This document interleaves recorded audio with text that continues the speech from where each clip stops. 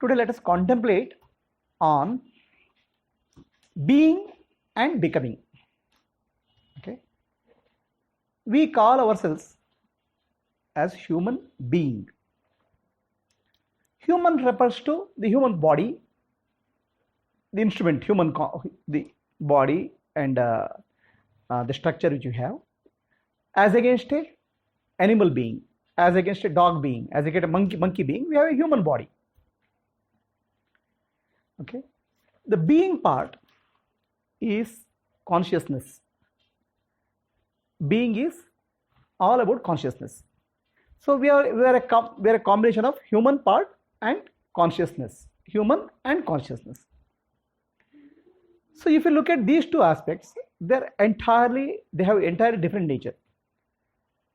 The human part, the body, is born, grows, becomes old, dies. The being part, the consciousness part, doesn't undergo any changes. So all spiritual teachings are directing your attention to your being part, because being is the divine. So the question comes from human part.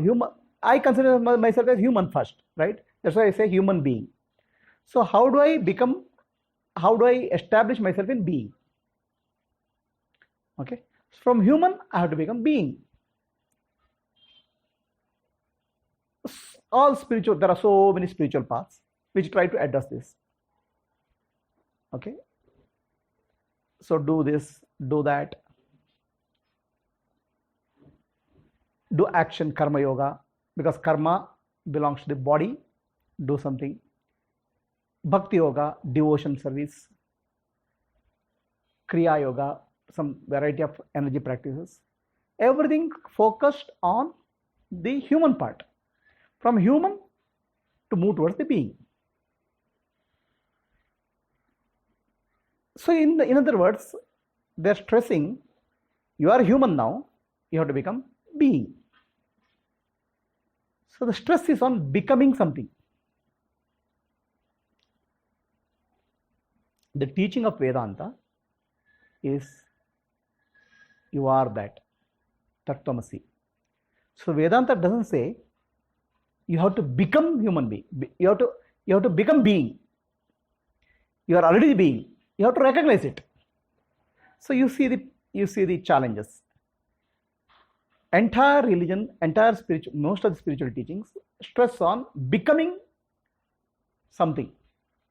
Whereas Vedanta teaches you are already that. So you have to recognize it. Recognition is not an action. Recognition is just remembering your own natural state. So the moment you say you have to become something, the ego is very happy. So between the being and human part, there is the ego. The ego is never satisfied. It wants to achieve something, ambitions, desires, everything is for the ego. So the teachings which satisfy this pamper the ego. By doing these steps, you will achieve something.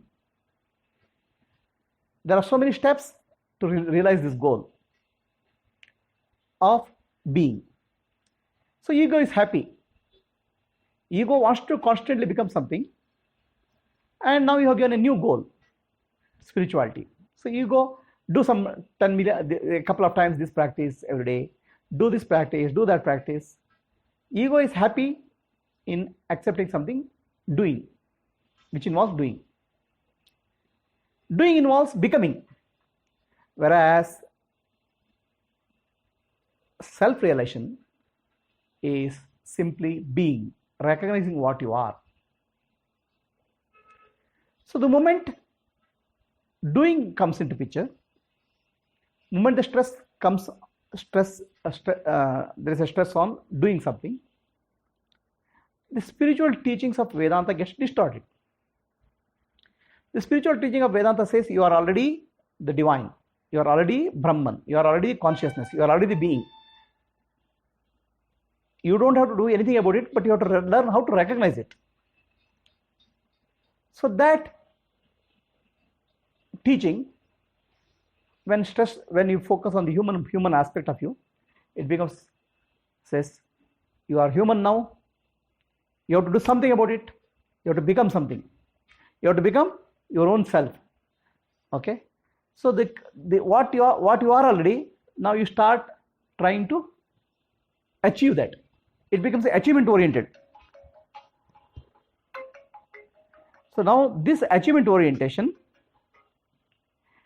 achievement, earlier it was your own state. Vedanta says it's you already are that. So now you try to achieve that, achieve self-realization, thinking that it's an event. It's like trying to catch a shadow. You'll never be able to catch a shadow because you are already the self. So the teaching of Vedanta is distorted. Okay, so Vedanta says you are nirvikalpa. Nirvikalpa means you are thoughtless.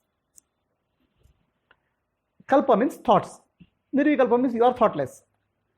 So somebody body or the teaching, many of the spiritual teaching is you have to become thoughtless. Then you start putting pressure on the mind to become thoughtless.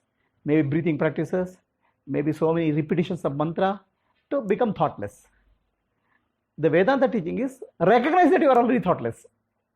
You are already nirvikalpa. Okay. So then the Vedanta teaches you that your natural state is nirakara. You are formless. And your body has a form. So people start thinking that, okay, I will become formless after only the body is dropped. That means after death only I will achieve that. Even that is also a wrong understanding. Then Vedanta teaches you that you are of the nature of bliss, ananda. Okay, you are already of the nature of ananda. Recognize that. So instead of that, people start making practices, spiritual practices, which will give them some momentary bliss. Maybe a couple of times of breathing, maybe a couple of chantings, maybe a couple of pilgrimages, which gives them some momentary glimpse of happiness. But Vedanta teaching is not that. By doing something, you are not achieving your state of bliss. You are already blissful. You have to recognize it and stay there. So this is the teaching of Vedanta. The method of Vedanta is Shravana, Manana, Nidhyasa. Listen to the truth. Don't try to become the truth. You are already the truth. Understand that and stay established in the truth. This is the method of Vedanta. So from human being, as we start recognizing the truth, we become being human. Consciousness comes first. Our divine aspect comes first and human part goes to the background in our transaction. It doesn't mean that some drastic change happen in life, but we recognize the divinity in us and in everybody else. Instead of that, if we follow wrong teaching, we constantly try to become something. Okay, so that's not Vedanta teaching is. Vedanta teaching is jnana, understand, wisdom, and get established in the truth.